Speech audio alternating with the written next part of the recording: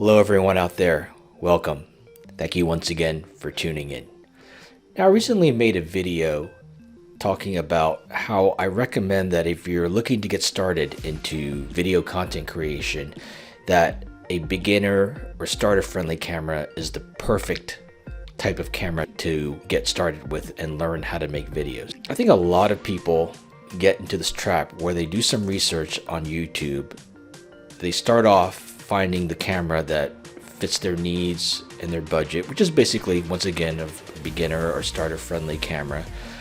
But then as they watch some of these reviews on YouTube, they end up buying a more expensive, in some cases a considerably more expensive camera than what they really need. You see, I fall into this trap myself, and basically what happens is that you watch some of these reviews on YouTube. They're very good reviews, highly detailed, and the people that are producing these videos are experts. And they get to the ins and outs and you learn about the camera. So in that respect, it's great. Then you run into one thing that I think is a problem with a lot of these reviews you see out there.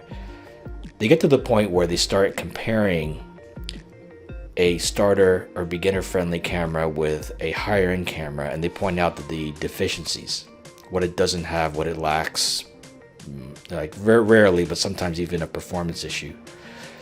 And then from there, what happens is that it gives a negative impression to the beginner. It happened to me.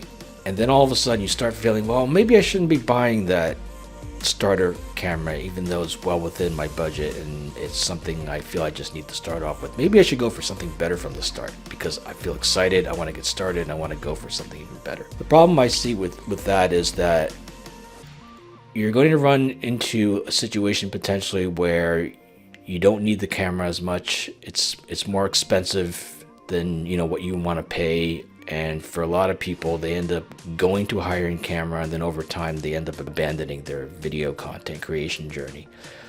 Partly because you spend a lot on a camera, it's big, it's bulky, you spend a lot on the lens as well, and now you have a lot of controls and you need to learn how to use it and so on and so forth. So the whole experience just gets to be a little bit too much, when really what you could have done is just buy something small, compact, that's friendly for someone who's just getting into the video creation process and learning from there.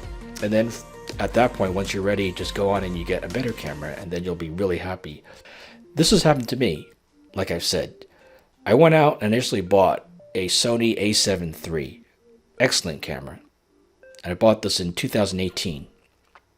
I paid about $2,000 for it.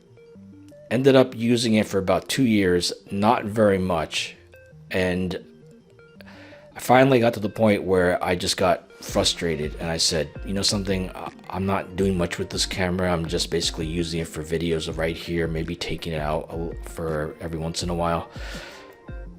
But it's not really doing me any good. So I decided to step down to an entry-level camera, this Sony ZV-E10, which is the camera I'm using right now. And I tell you, there's nothing I miss in terms of the image quality. It looks great.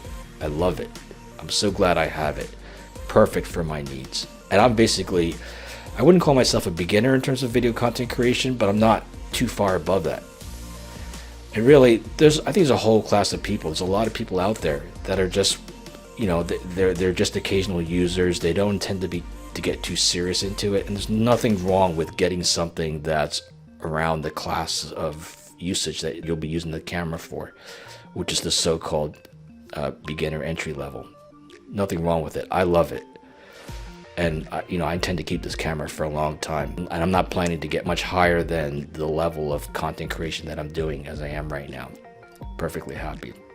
So if you're thinking that you want to get started and you're wondering if that starter beginner friendly camera is good for you, it is. No need to look higher. Just get that camera, go for it, use the heck out of it, and if you keep going, you'll be really happy with it.